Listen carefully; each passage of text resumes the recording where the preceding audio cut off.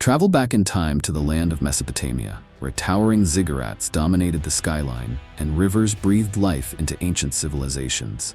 Amid this cradle of humanity, a king rose to power, Hammurabi of Babylon.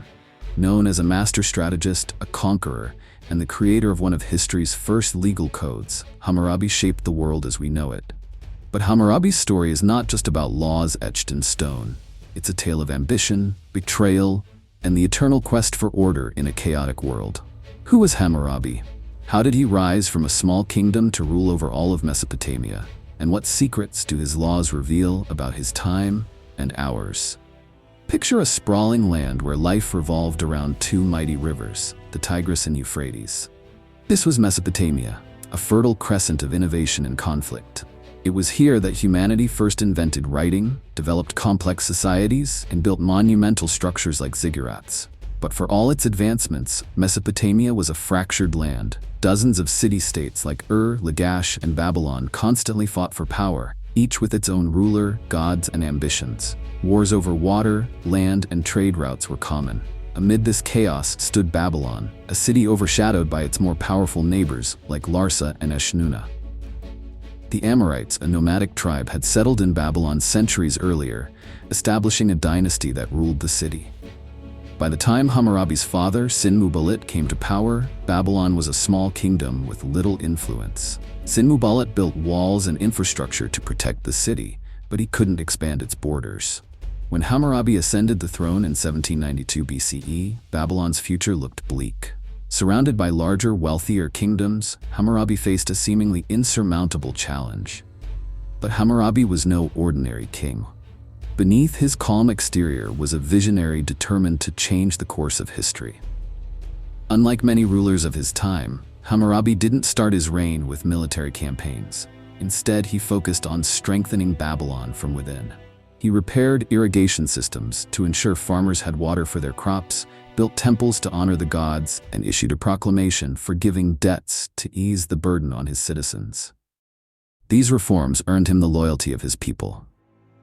Hammurabi also strengthened his army and established alliances with neighboring states. He was playing the long game, waiting for the right moment to strike. Imagine Hammurabi sipping wine in his palace, thinking, "Let them underestimate me, they won't see it coming." And oh, they didn't. The first major test of Hammurabi's reign came from the east. The Elamites, a powerful kingdom, invaded Mesopotamia, threatening both Babylon and its southern rival, Larsa.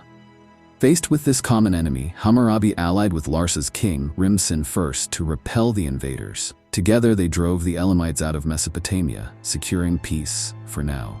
With the Elamites defeated, Hammurabi turned his attention to Larsa. Why share power with a rival when you can take it for yourself? Between 1764 and 1763 BCE, Hammurabi launched a series of campaigns against Larsa, conquering its major cities including Uruk and Isin. This wasn't just a military conquest, it was psychological warfare. Hammurabi presented himself as a liberator, not a conqueror. He used propaganda to win the support of the people in the cities he conquered, ensuring their loyalty to Babylon.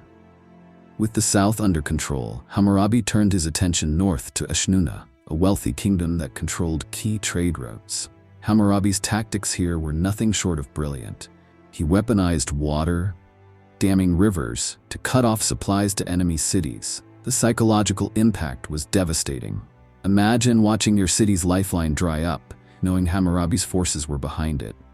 By 1755 BCE, Eshnunna fell, adding yet another piece to Hammurabi's growing empire. But Hammurabi's most shocking conquest was yet to come. To the west lay Mari, an ally turned rival. What drove Hammurabi to betray Mari, and why did he destroy it so completely? Mari, led by King Zimri-Lim, was one of Mesopotamia's wealthiest cities, controlling vital trade routes along the Euphrates. For years, Hammurabi and Zimri-Lim were allies. But Hammurabi saw an opportunity. In 1761 BCE, he marched on Mari, sacked the city, and erased its king from history. Unlike other cities, which Hammurabi absorbed into his empire, Mari was left in ruins. Scholars have debated why Hammurabi destroyed Mari instead of incorporating it. Was it a calculated move to eliminate a rival? A display of power to intimidate others? Or was it something more personal? Conquest was only part of Hammurabi's legacy. his true genius lay in governance. By 1772 BCE, Hammurabi had united a diverse empire of different cultures, languages, and religions. To maintain order, he created a single, unified code of laws. The Code of Hammurabi. Written on a towering black stone stele, the code contained 282 laws covering everything from trade disputes to criminal justice. Its guiding principle was an eye for an eye, a tooth for a tooth.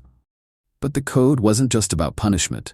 It aimed to protect the vulnerable. Women, children, and slaves were granted certain rights, and the laws sought to prevent the strong from oppressing the weak. Of course, the code wasn't perfect. Justice often depended on social status.